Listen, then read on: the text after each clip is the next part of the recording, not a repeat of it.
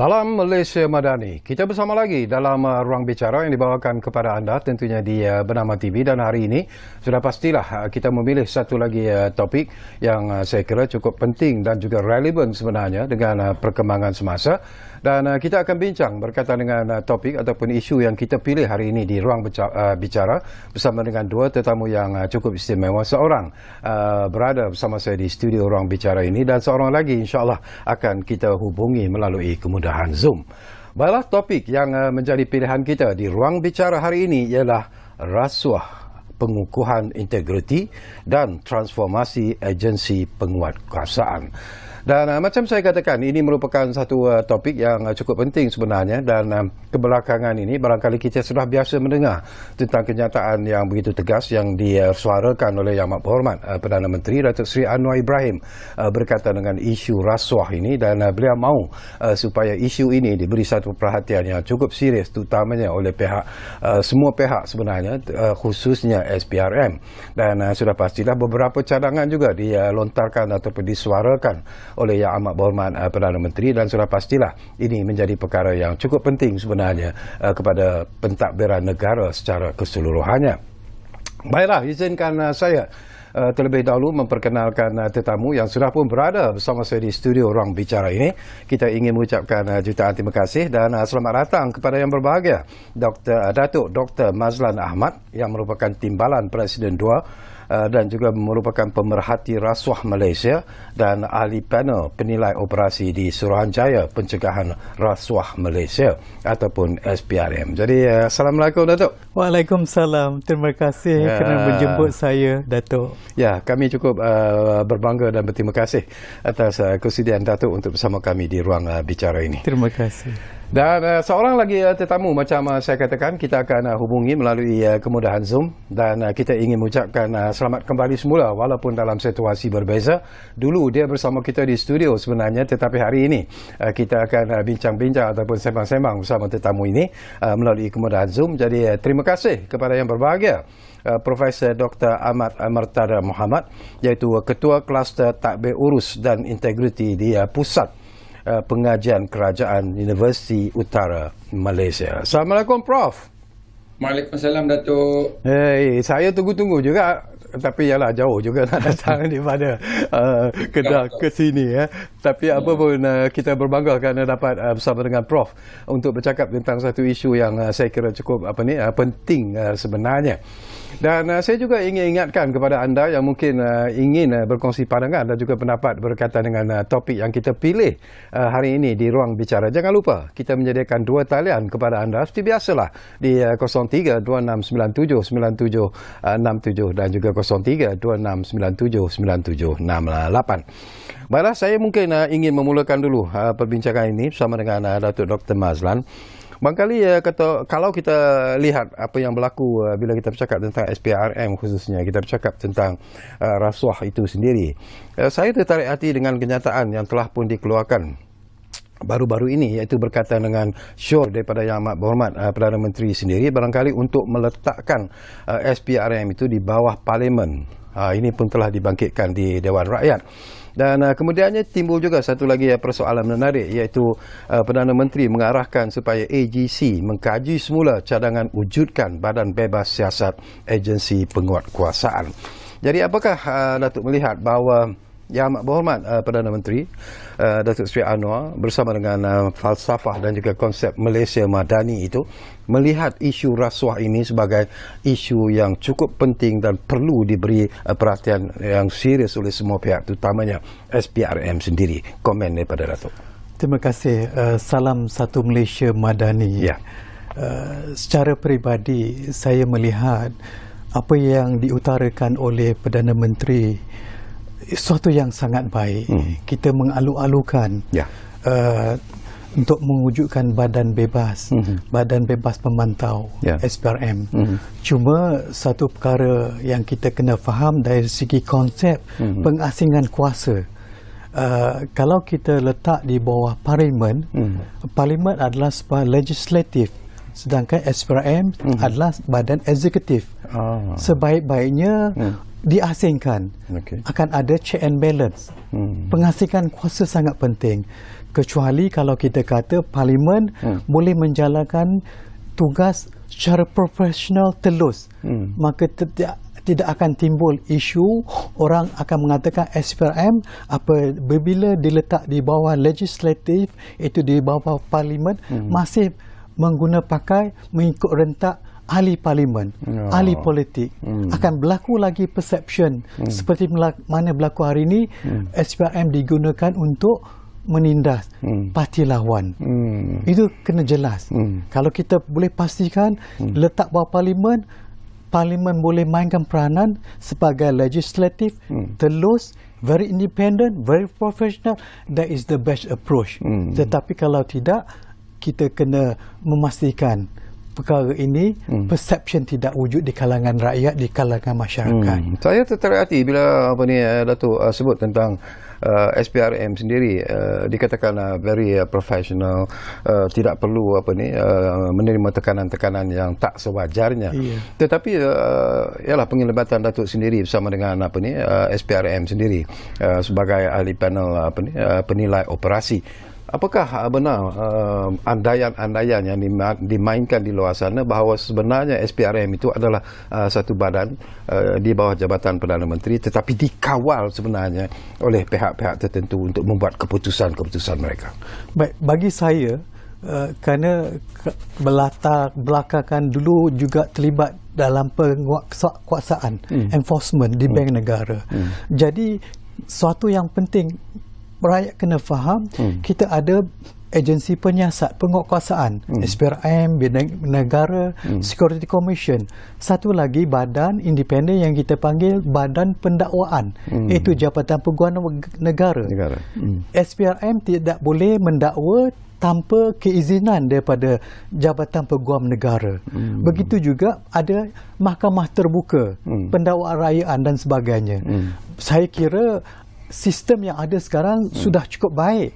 Sudah cukup baik. Dan saya sangat yakin dengan kepimpinan Tan Sri Azam Baki telah berusaha sebaik mungkin supaya segala urus prosedur penyiasatan di jalan baik, telus, independen. Tidak ada dikata pilih kasih, tidak ada tekanan pada mana-mana pihak politik.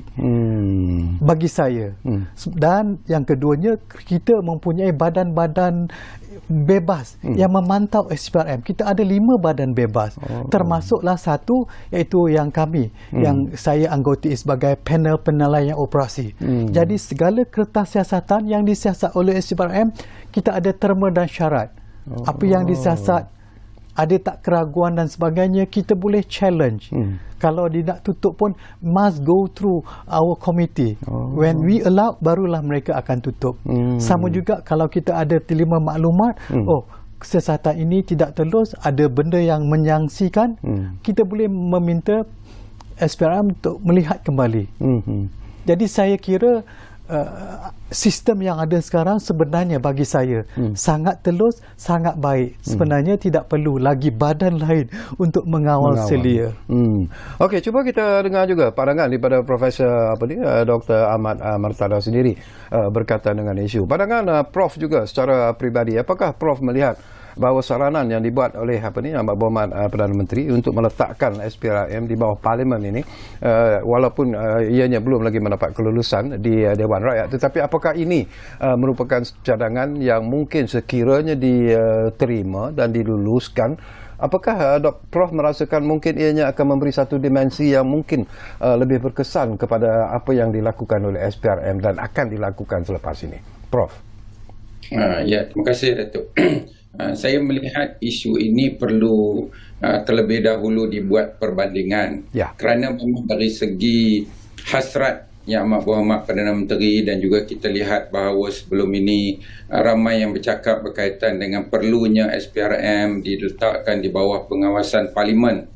Kerana kita dapati antara kritikan sebahagian besar daripada pimpinan politik ialah dari segi neutrality dan juga dari segi bias itu, kerana mungkin adanya selection prosecution, antara anggapan dan juga kritikan yang telah dilontarkan kepada SPRM.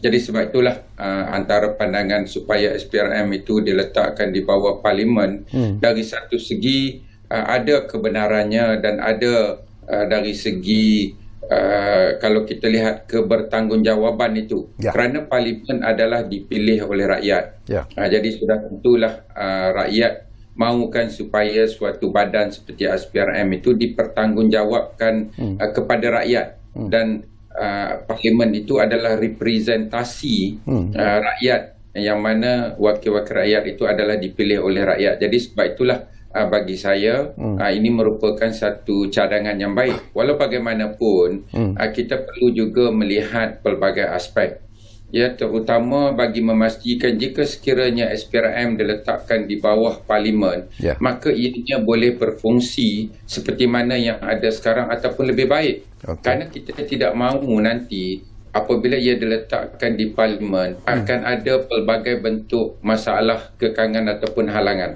Sebagai contoh, apabila adanya sesuatu kes yang ingin didakwa, apakah perlu SPRM itu mendapat keputusan mutlak untuk mereka menyiasat ataupun mendakwa seseorang individu yang didapati melakukan ataupun melanggar sesuatu peraturan dan undang-undang. Jadi kita tidak mahu ada pertambahan birokrasi. Kerana dalam konteks penyiasatan, sebuah badan penyiasat itu tidak boleh mengambil masa yang lama. Kerana jika masa yang lama diambil, sudah tentulah mana-mana individu yang mungkin melakukan kesalahan, mereka mungkin telah mencium bahawa akan adanya penyiasatan dan mereka cuba untuk menghilangkan bahan-bahan bukti ataupun cuba untuk lari keluar daripada negara ke tempat-tempat lain untuk bersembunyi. Jadi ini sesuatu mekanisme yang perlu diberikan perhatian. Saya ambil contoh, misalnya di Indonesia, kita dapati agensi penguatkuasaan sama seperti SPRM yang di sana dipanggil KPK ataupun Komisi Pembenterasan Korupsi, ianya memang diletakkan di bawah parlimen. Tetapi kalau kita melihat keberkesanan dari sudut Transparency Index ataupun Corruption Index, Indonesia juga adalah di antara negara yang masih antara negara yang dianggap mempunyai kes-kes rasuah yang amat tinggi. Dan ini walaupun badan penyiasat SPRM itu adalah terletak di bawah parlimen. Jadi bagi saya ideanya itu baik, kerana kita mahu supaya badan seperti SPRM bertanggungjawab kepada rakyat sepenuhnya. Namun dalam melaksanakan tugas dan tanggungjawab itu, mereka perlu diberi kebebasan supaya tidak adanya nanti tekanan daripada ahli-ahli politik. Sebagai contoh, jika sekiranya ahli parlimen itu terdiri daripada majoriti sesuatu parti yang dominan, misalnya ada sesuatu parti itu mempunyai 2/3 parti ahli di dalam parlimen, jadi sudah tentulah mereka-mereka ini akan menguasai ataupun menentukan hala tuju SPRM itu sendiri. Dan dalam konteks ni ianya mungkin akan berlaku dari sudut mungkin ada bias, mungkin ada prejudice, dan ini elemen-elemen yang perlu dielakkan jika sekiranya ianya diletakkan di bawah pengawasan parlimen.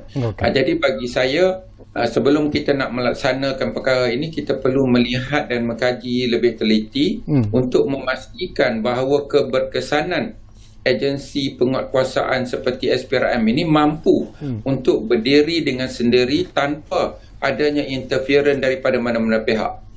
Kerana itulah persepsi yang ada sekarang, iaitu SPRM sebenarnya bagi tanggapan setengah pihak, ada orang yang menentukan siapakah yang perlu didakwa, siapakah yang perlu disiasat dan sebagainya.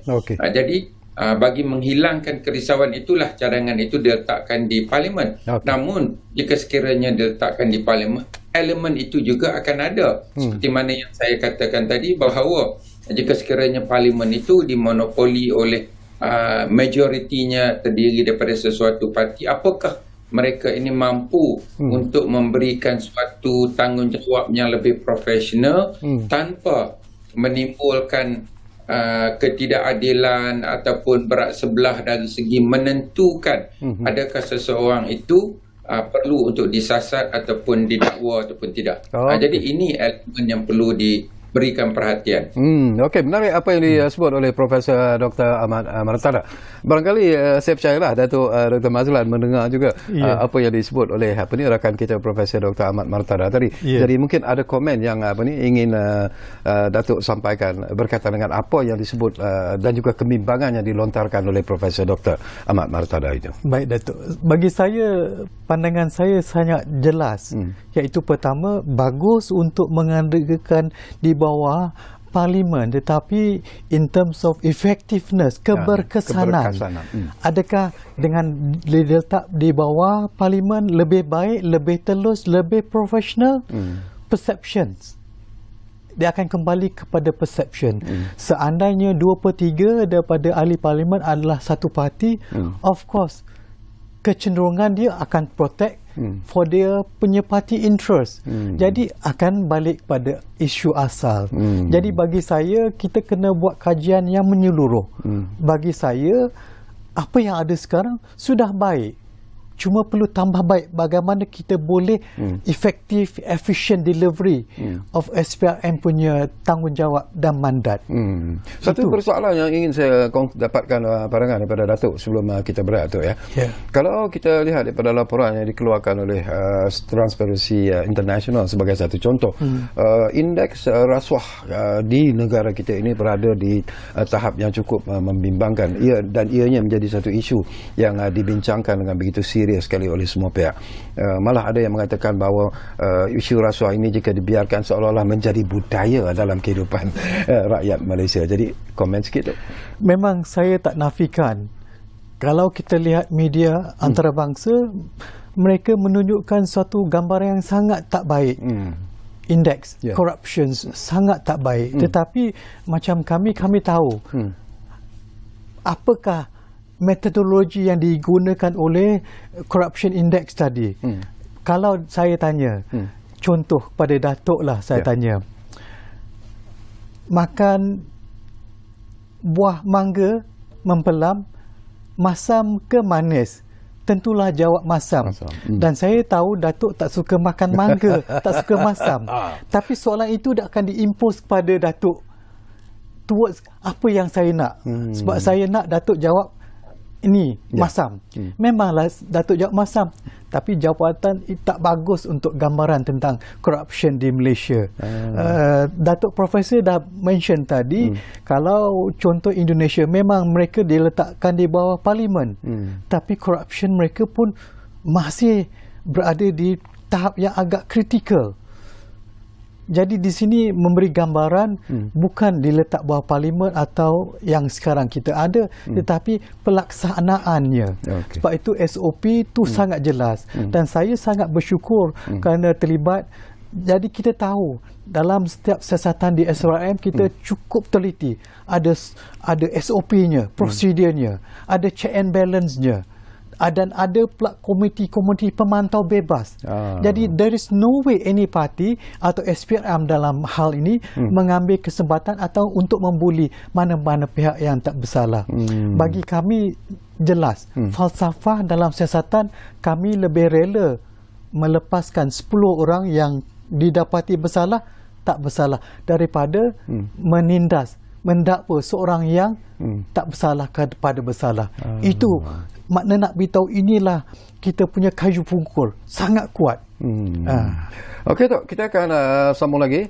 Begitu juga Prof Dr. Ahmad Martada. Tapi seperti biasalah, kita akan berehat dulu buat seketika. Dan saya ingatkan lagi, sebenarnya ini merupakan satu topik yang menarik sebenarnya untuk kita bincangkan. Jadi kalau anda juga ingin berkongsi pandangan dan juga pendapat, jangan lupa gunakanlah kesempatan yang kami sediakan kepada anda di dua talian yang kami sediakan, 03-2697-9767 dan juga 03-2697-9768. Kita rehat dulu, kembali semula bersama kami Ruang Bicara, tentunya bernama TV. Kita jumpa lagi selepas ini.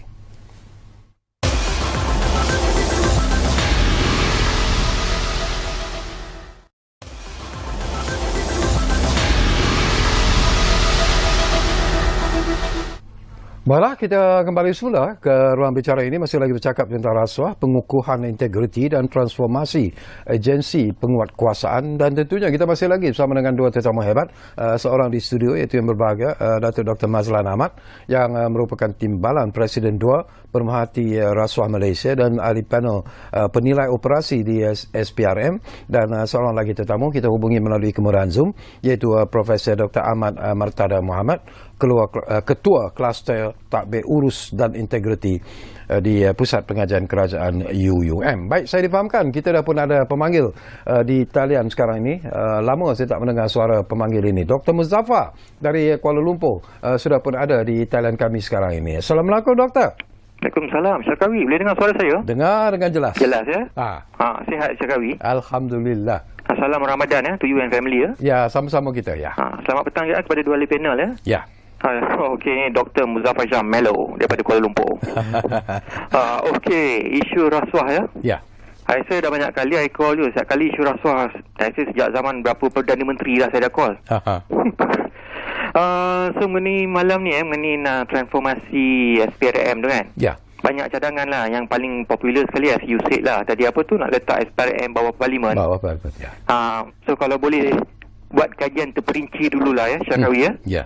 Sebelum nak letak SPRM tu bawah mana-mana pun. Ya. Idea bawah Parlimen tu bunyi macam tempting, bagus. Tapi ada kelemahan dia juga. Ya. Saya rasa Prof tadi pun dah cakap kan. Ya. So macam mana kalau ada kes rasuah melibatkan salah seorang daripada 222 di Parlimen tu, kan dah tersangkut. So fikir dulu. Ya. Tak letak kat bawah mana-mana ke ataupun nak biar independen aja. Buat kajian, jangan rushing lah, jangan rushing. Apa-apa hal pun kita suka sangat rushing. Daripada dulu lagi. Implikasi dia teruk. Ya. Tapi apa-apa hal pun Syakawi, saya dah cakap banyak kali, saya rasa dah call you sejak zaman 4 Perdana Menteri dah. Okey. You pun gelak. Apa-apa pun kita nak benterah rasuah ni kan. Matlamat dia kita nak benterah rasuah. Itu nak kita pasal SPRM semua ni. Dia kena kembali pada basic lah. Sebab saya pun ahli akademik juga. Ya. So kita kena faham maksud rasuahnya. As I said lah, kita masih tak faham lagi maksud rasuah, jenis rasuah tu. So kalau orang bagi ni waktu pilihan raya, kita tak anggap dia rasuah, kita anggap dia sebagai pemberian ataupun bantuan. Dah tersangkut dah. Budak-budak sekolah dah pening kepala. Macam example saya baru saru bagi kat you Syakawi, bodek untuk dapatkan sesuatu. Itu sepatutnya rasuah juga, tapi nobody care. So we come back to the definition. Okay, so you kena tengok balik Akta SPRM 2009 tu lah. Saya rasa banyak kelompongan kat situ. Itu pun kena penambahbaikkan sebelum you nak merdekakan SPRM tu.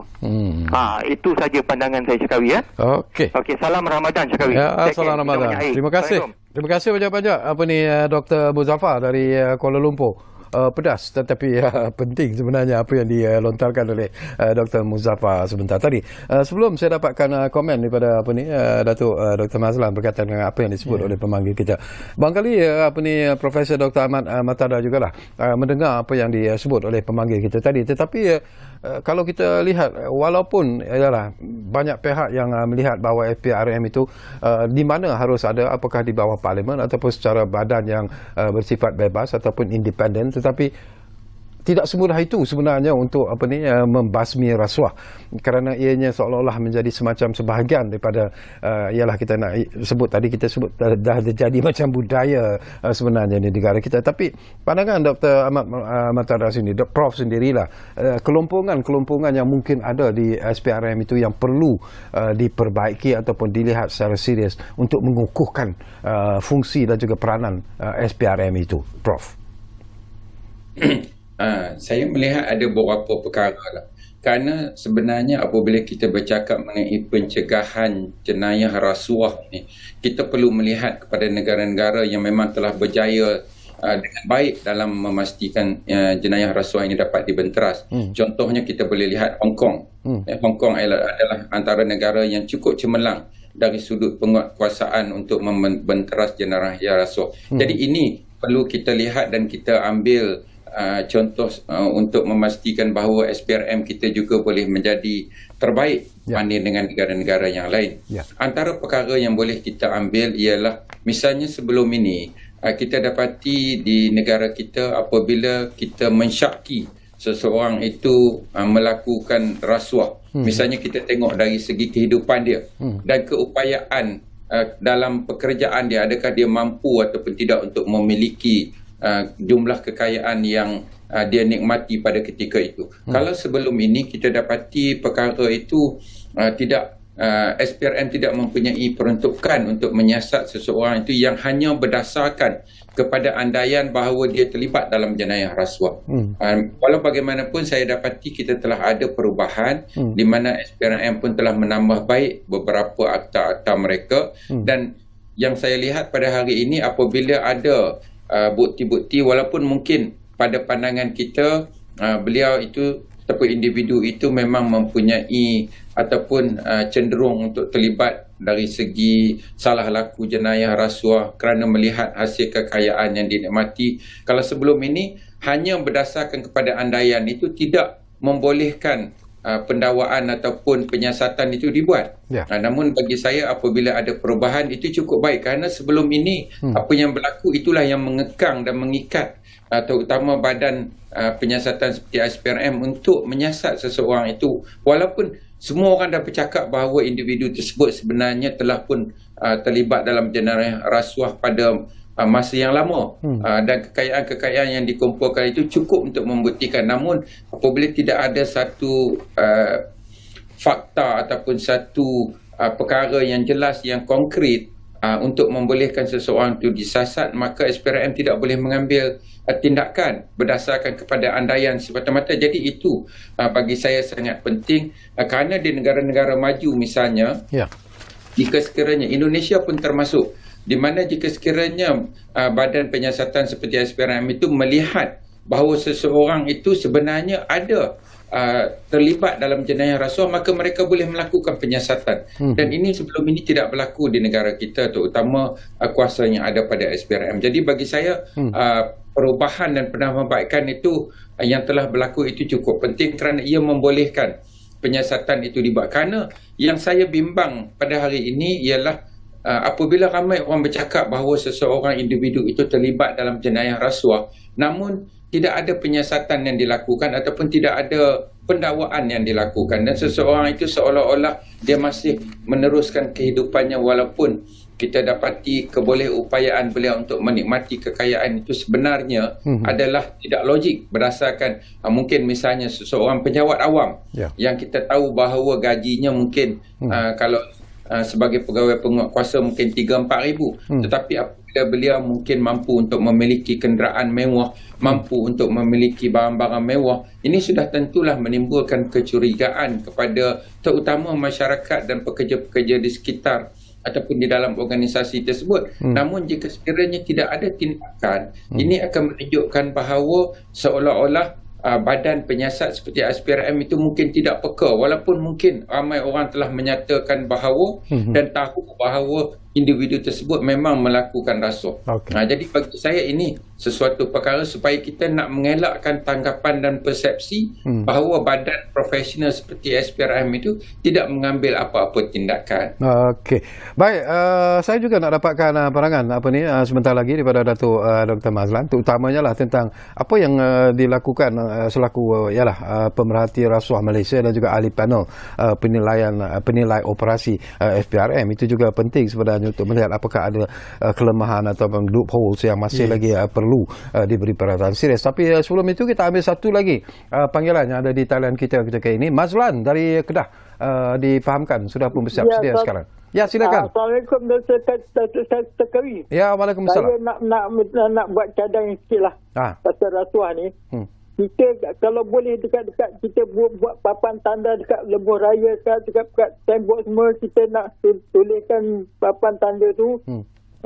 Kita jangan terima rasuah, jangan beri rasuah. Bukan budaya kita. Buat tembok besar tepi lebuh raya kan, mana-mana dekat orang berkumpul ramai-ramai. Jangan bagi rasuah, jangan terima rasuah. Itu bukan budaya kita. Buat begitu. Tulis rasuah begitu. Saya cadangkan nak kurangkan saya sebab dadah tak kurang, dadah dari dulu sekarang tak kurang, dadah masih ada lagi macam ni. Kita bertukar kerajaan tapi sama juga. Itu Okey. Yang lama ke kita minta begitu, kalau boleh kita buat tembok besar-besar pergi lebuh raya kan, mana-mana tempat awam kita buat tu. Kita jangan terima rasuah, jangan beri rasuah. Okay. Itu bukan budaya kita. Itu je. Faham. Baik, terima kasih banyak-banyak Mazlan dari Kedah. Nanti kita akan cuba sentuh tentang apa yang disebut oleh pemanggil kita. Jadi kembali semula kepada Datuk Dr. Mazlan. Soalan ataupun lontaran persoalan yang saya ingin kongsikan bersama dengan Datuk ialah tentang peranan yang dimainkan oleh pemerhati rasuah Malaysia dan juga selaku ahli panel penilai operasi SPRM ini sendiri. Apa fungsi dan peranan NGO ini sebenarnya? Okey, MCW ataupun Malaysian Corruption Watch, sebuah NGO yang ditubuhkan untuk menjadi mata, telinga dan jurucakap kepada rakyat, juga kepada kerajaan. Kita menyediakan check and balance. Apa perkara juga yang kita dapati perlu kita bersuara, kita bersuara. Macam mana yang saudara Mazlan tadi, pemanggil yang kedua, bercerita kena buat signboard di sepanjang lebuh raya, kempen. Itu memang dah jadi dalam darah daging kita. Setiap kali perjumpaan atau apa-apa event yang kita pergi, kita akan ikrar. Tak terima rasuah, tak ambil rasuah, tak beri rasuah. Rasuah musuh nombor satu negara. Jadi impian kita dan impian Yang Amat Berhormat Perdana Menteri untuk menjadikan Malaysia sebagai zero rasuah, insya-Allah. Syaratnya peranan membasmi rasuah bukan saja kepada SPRM saja. Dia sepatut digembeling bersama. Baik public sector mau private sector, NGO, akademia, semua pihak kena bekerjasama. Jadi dalam hal ni saya nak beritahu bahawa kalau di MCW memang kita membuat continuous training, learning, awareness, campaign untuk membasmikan rasuah. Itu satu. Dan saya ingin menekankan di sini bahawa SPRM bukan menyiasat berdasarkan yang saya panggil hearsay. Dengar cerita, tengok dia pakai mewah, kereta mewah, terus siasat. Tidak. Kita ada garis panduan, SOP. Okay. We have to establish the first reason to believe.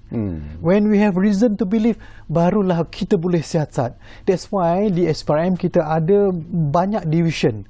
Antara division, kita ada intelligence division. Mereka buat profiling.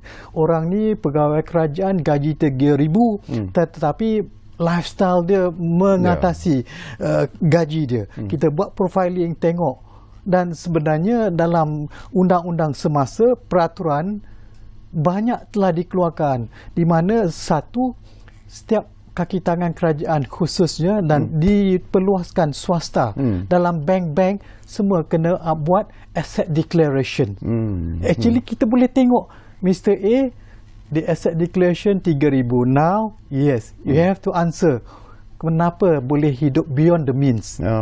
Kita ada. Dan kita panggil whistleblowing act. State agency boleh salurkan maklumat.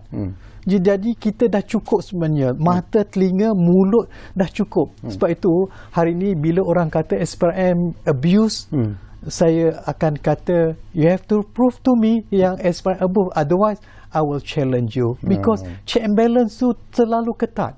Terlalu ketat. Jadi kita ada check and balance. Kita ada whistleblowing act. Kita panggil asset declaration. Kita ada yang kita panggil setiap, bukan saja kerajaan, diperluaskan kepada bank, pada dunia korporat untuk menubuhkan unit integrity.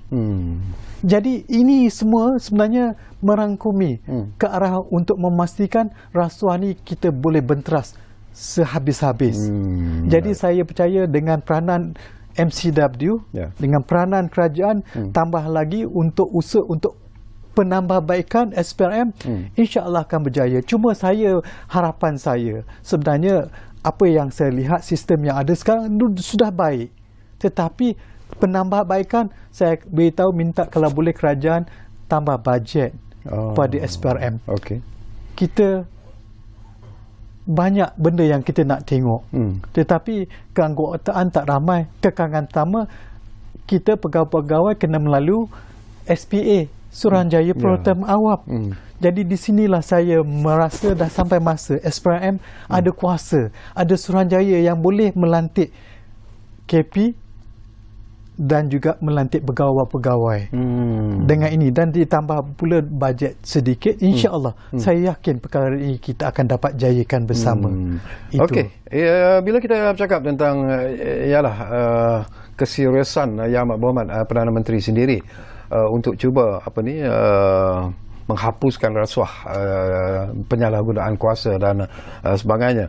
Dia juga membangkitkan tentang isu mungkin jugalah sesuatu yang menarik ialah dia mahu supaya AGC ataupun pejabat peguam negara ataupun jabatan pegawai negara sendiri mengkaji semula cadangan mewujudkan badan bebas siasat agensi penguatkuasaan. Ini pun sesuatu yang menarik kerana selalunya lah agensi penguatkuasaan juga dikatakan antara agensi-agensi yang banyak terlibat bila kita bercakap tentang rasuah khususnya. Tapi persoalan ini akan saya kongsikan dulu bersama dengan Profesor Dr. Ahmad Martada sebelum saya juga ingin dapatkan pandangan Datuk Dr. Mazlan berkaitan dengan isu ini. Kita rehat buat kali terakhir dan kembali nanti. Mungkin sempat lagi persoalan-persoalan menarik kita kongsikan bersama dengan kedua-dua tetamu yang sama-sama menyumbang pandangan dan juga pendapat di ruang bicara hari ini. Kita rehat buat kali terakhir.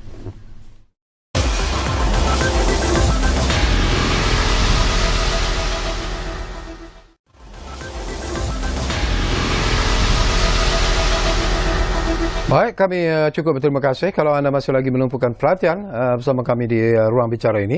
Tadi saya lontarkan persoalan tentang PM ataupun Perdana Menteri mengarahkan supaya AGC kaji semula cadangan wujudkan badan bebas siasat agensi penguatkuasaan. Jadi mungkin kita dapatkan dulu pandangan daripada Profesor Dr. Ahmad Martada berkaitan dengan cadangan yang dilontarkan oleh Amat Berhormat Perdana Menteri di Dewan Rakyat ini. Apakah ini mungkin akan memberikan satu impak ataupun kesan yang cukup positif dalam usaha untuk menjamin bahawa kalau berlakulah salah laku di agensi-agensi penguatkuasaan di negara kita ini, mungkin dari segi siasatannya akan berjalan lebih telus, lebih adil dan mungkin tepat kepada sasaran yang diinginkan. Komen sikit, Prof? Ya, Datuk, saya setuju. Kerana kita lihat kita memang ada Suruhanjaya Integriti Penguatkuasaan, badan-badan penguatkuasa, tetapi di dalam badan-badan yang dikawal selia oleh Suruhanjaya ini, SPRM dan juga polis tidak termasuk. Ya. Jadi sudah tentulah apabila Yang Amat Berhormat melontarkan idea supaya ada satu badan bebas yang mengawal selia badan-badan ataupun agensi penguatkuasa, maka bagi saya ianya juga perlu. Kerana kalau kita lihat kepada Suruhanjaya Integriti Badan Penguatkuasa, mereka ini mengawal selia banyak agensi-agensi penguatkuasa, termasuklah Kastam, termasuklah JPJ Maritim dan sebagainya. Tetapi tidak ada SPRM di situ. Jadi mungkin perlunya juga satu badan putus bebas apa ni? Ya, silakan Prof. Yang mengawal selia. Kerana tanpa ada badan bebas begini, maka ianya akan boleh menimbulkan persepsi bahawa kadang-kala sesuatu penyiasatan itu agak mempunyai motif-motif tertentu. Walaupun itu lebih berbentuk persepsi, tetapi apabila tidak ada badan pengawal, maka itulah yang menimbulkan persepsi. Jadi bagi saya mungkin sudah sampai masa juga, kerana apabila kita ada badan yang bebas seperti ini, maka ianya akan mengurangkan pandangan ataupun perspektif bahawa SPRM perlu diletakkan di bawah Parlimen. Kerana antara justifikasi kenapa SPRM perlu diletakkan di bawah Parlimen ialah kerana mereka inginkan supaya ada satu badan bebas yang mengawal selia badan agensi penguatkuasa seperti SPRM itu. Jadi saya sangat bersetuju supaya adanya suatu badan bebas yang boleh mengawal selia agensi-agensi penguatkuasa yang tidak diletakkan di bawah Suruhanjaya Integriti Agensi Penguatkuasa yang telah wujud di dalam negara kita pada ketika ini. Okey. Selain daripada badan bebas yang disarankan oleh Yang Amat Berhormat Perdana Menteri, Datuk, saya teringat iaitu pada 15 Mac yang lalu SPRM telah pun melancarkan apa yang disebut sebagai Pertubuhan Anti Korupsi Malaysia ataupun PAKA sebenarnya. Jadi sejauh mana berkesannya penubuhan PAKA ini, dan apakah ianya telah berjaya memberikan satu impak atau kesan yang positif kepada apa yang dilakukan oleh SPRM sebenarnya tu? Setiap entiti baru ditubuhkan ada mandate dan tanggungjawab. Bagi saya suatu yang baik. Cuma again, soalan dia adakah mereka melaksanakan dengan penuh hemah dan efektif. Kalau tidak, dia akan back to square. Nanti akan timbul siapa akan pantau badan pemantau bebas itu. Siapa yang pantau auditor. Dia loop tu akan berulang-berulang. Saya mengambil satu pendekatan yang mudah. Contoh sebagai sekarang dalam SPRM, kita ada 5 jabatan komiti pemantau bebas, termasuk jawatankuasa aduan. Seandainya rakyat ada apa-apa aduan tentang pegawai SPRM, boleh laporkan pada jawatan aduan. Dan jawatankuasa aduan kita ada rekod, kita dah ambil tindakan pada pegawai-pegawai kita sendiri. Jadi dalam hal ni, rakyat boleh kata diberi mandat dan diberi kepercayaan bahawa jawatan kuasa pemantau bebas ni betul-betul menjalankan tugas. Kita tak memilih bulu. Dia peringkat bawah atau peringkat atas, ada aduan, of course kita membuat SOP, kita buat semakan, buat profiling. Kalau betul dia ada terlibat, kita betul-betul ambil tindakan. Tidak ada yang berkecuali. Jadi maksud saya di sini, semua agensi kalau kita lihat, kalau di polis pun ada agensi dalaman, akan buat siasatan dalaman. Seandainya ada dakwaan, tuduhan salah laku pegawai. Di Bank Negara sama juga. Semua agensi dah ada sebenarnya. Jadi bagi saya tidak perlu pun sebenarnya. Apa yang ada, apa yang perlu tambah baik, tambah baik dari segi kompetensi, dari segi kecekapan pegawai-pegawai penyiasat. Setakat ini Datuk, daripada penglihatan dan juga ialah kerana dekatnya Datuk dengan SPRM itu sendiri, kita tidak nafikan hakikat, kita tidak nafikan bahawa ada pegawai SPRM sendiri yang diambil tindakan pendakwaan dan sebagainya. Jadi apakah Datuk melihat bahawa itu sudah mencukupi untuk meletakkan SPRM pada satu kedudukan yang perlu dihormati sebenarnya? Betul. Jadi kalau kita lihat, kita ada banyak contoh-contoh kes, kita tidak mengira bulu. Siapa kedudukan dia, apa jawatan dia. Seandainya kita dapati ada menyalahgunakan kuasa, ada terlibat dengan unsur-unsur rasuah, kita ambil tindakan. Dan tindakan itu adalah setimpal dengan kesalahan tersebut. Jadi bagi saya, the check and balance itu telah mencukupi. Sebab apabila kita ada buat badan baru, kena ingat kos. Kos terlalu tinggi. Itu belum masuk tentang how effective, efficient they are. Are they competent enough to really run the mandate? Jadi bagi saya, rather than we create a new entity, we improve the internal procedure, strengthen the SOP. All I can say, if we can access for extra budget, certainly kita akan lihat Malaysia akan lebih baik daripada apa yang kita alami sekarang ini. Satu lagi persoalan ini saya nak lontarkan kepada Profesor Dr. Ahmad Martada.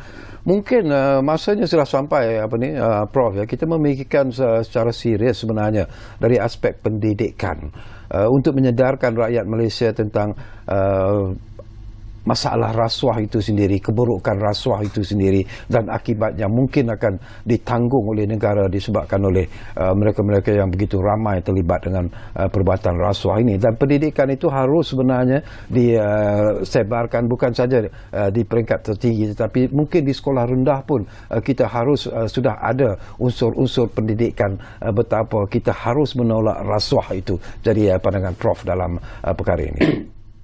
memang saya bersetuju kerana pendidikan ini merupakan satu mekanisme yang terbaik sebagai mendidik masyarakat terutama daripada peringkat bawah.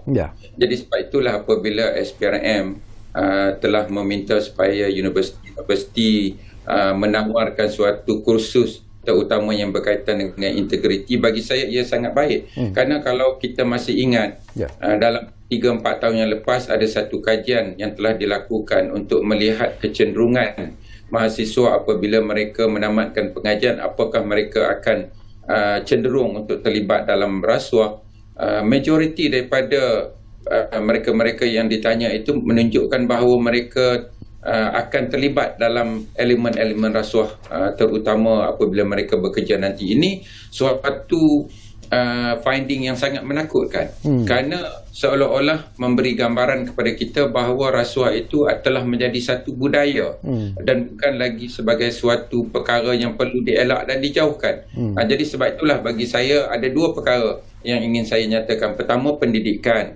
Kita perlu mendidik masyarakat daripada peringkat bawah lagi, daripada tadika, daripada sekolah rendah, sekolah menengah sehinggalah pra-universiti dan universiti, supaya masyarakat menjauhi elemen ataupun jenayah rasuah seperti mana yang dikatakan oleh pemanggil kita tadi. Memang saya sangat bersetuju, kita perlu mempunyai satu billboard yang besar-besar di highway. Ini berlaku di Indonesia kerana kita lihat di Indonesia memang banyak billboard yang besar yang menyatakan bahawa masyarakat perlu menjauhkan diri daripada jenayah rasuah. Tetapi di Malaysia saya belum lagi melihat billboard yang besar yang menunjukkan bahawa bahayanya jenayah rasuah seperti mana yang kita mempunyai billboard yang menunjukkan bahawa masyarakat perlu menjauhi dadah kerana ia merupakan musuh nombor satu negara. Jadi mungkin sekarang ini kita perlu mengubah, ingin menyatakan bahawa rasuah itu perlu merupakan musuh nombor satu negara, supaya masyarakat akan lebih peka dan akan cuba untuk menjauhi. Yang kedua, kita lihat, saya tertarik dengan semalam kita dapati penyataan yang dibuat oleh Ketua Pengarah SPRM yang menyatakan bahawa berlaku peningkatan kes-kes rasuah dan salah laku di kalangan agensi penguat kuasa.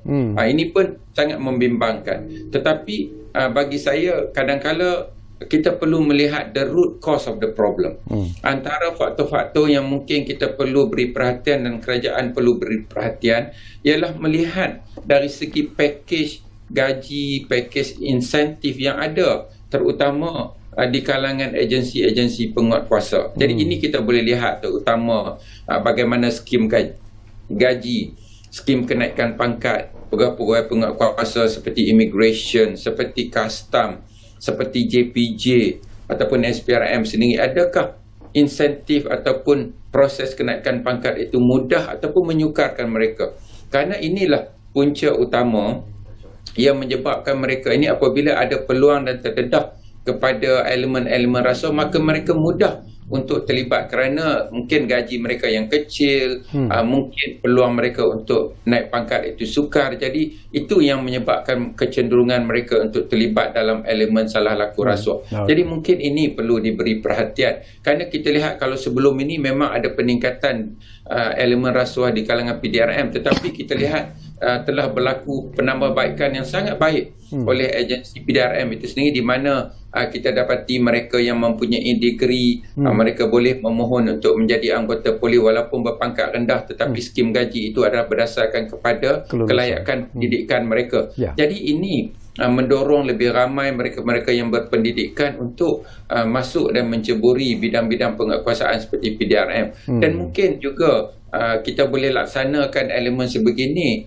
perluaskan pelaksanaan sebegini kepada agensi-agensi penguatkuasa yang lain seperti immigration, seperti custom, seperti JPJ, supaya mereka-mereka yang mempunyai pendidikan yang tinggi walaupun mereka berada di pangkat yang rendah, namun skim gaji mereka adalah berada pada tahap kelayakan pendidikan mereka. Jadi apabila penguatkuasa ini mempunyai gaji yang agak baik, skim perkhidmatan yang agak baik, maka mungkin ini akan mengurangkan tekanan kehidupan mereka dan mengurangkan risiko untuk mereka terlibat dalam unsur-unsur jenayah rasuah. Jadi bagi saya ini juga selain pendidikan, kita juga perlu melihat perkara-perkara dari segi skim perkhidmatan di kalangan agensi penguatkuasa ini. Okey, baik, tinggal lebih kurang 2 minit saja lagi Datuk.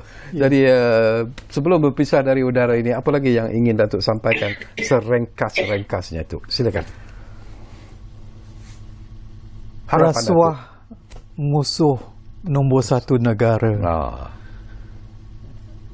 Kita lihat apa yang berlaku hari ini. Betapa banyak kerosakan di peringkat kerajaan, di peringkat swasta, di peringkat negara, di peringkat negeri, disebabkan oleh rasuah. Kita tak tertahan. Jadi ayuh kita sama-sama gembling tenaga, gembling bahu, public, private sector, universiti, akademia, NGO, kita sama-sama. Kita sebenarnya ada tanggungjawab. Kita juga pegawai SPRM.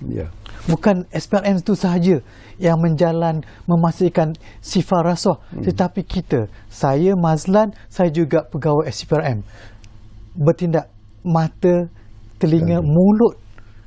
Kita bermula dalam keluarga kita. Beritahu anak-anak, rasuah nombor satu negara. Bukan saja ini dilarang oleh agama, ini juga masalah musuh nombor satu negara. Jadi kita sama-sama basmikan. Jadi dengan usaha sebegini bersepadu, saya yakin kita boleh mengorak langkah, kita boleh melonjak nama Malaysia menjadi negara yang aman, damai. Setiap orang seluruh dunia melihat Malaysia syurga untuk melabur, syurga untuk buat bisnes, syurga untuk tinggal. Sebab ease of business, ease of everything. Tempat paling aman dan damai. Betul. Jadi terima kasih banyak-banyak kepada yang berbahagia, Datuk Dr. Mazlan Ahmad. Dan setinggi-tinggi terima kasih juga tentunya kepada Profesor Dr. Ahmad Martada Muhammad kerana sudi bersama kita di ruang bicara ini. Segala-galanya telah pun disebut sebenarnya oleh kedua-dua ahli panel ini, dan saya tertarik dengan apa yang Datuk Dr. Mazlan sebut di penghujung program ruang bicara ini, dan kita juga mendoakan agar segala hasrat dan juga usaha yang ingin dilakukan oleh Yang Amat Berhormat Perdana Menteri Datuk Seri Anwar Ibrahim untuk menawan ataupun melawan penyakit rasuah ini dapat dicapai seperti apa yang diajarkan, dan tetapi ianya hanya akan terlaksana sekiranya kita semua seperti apa yang Datuk sebut sama-sama memberi dukungan kepada untuk menentang perkara rasuah ini, kerana rasuah adalah musuh nombor satu negara. Jadi terima kasih kepada anda yang menumpukan perhatian bersama kami di ruang bicara ini, dan jangan lupa seperti yang selalu kami beritahu kepada anda, ruang bicara akan terus berbicara bersama anda dari masa ke semasa. Kita jumpa lagi.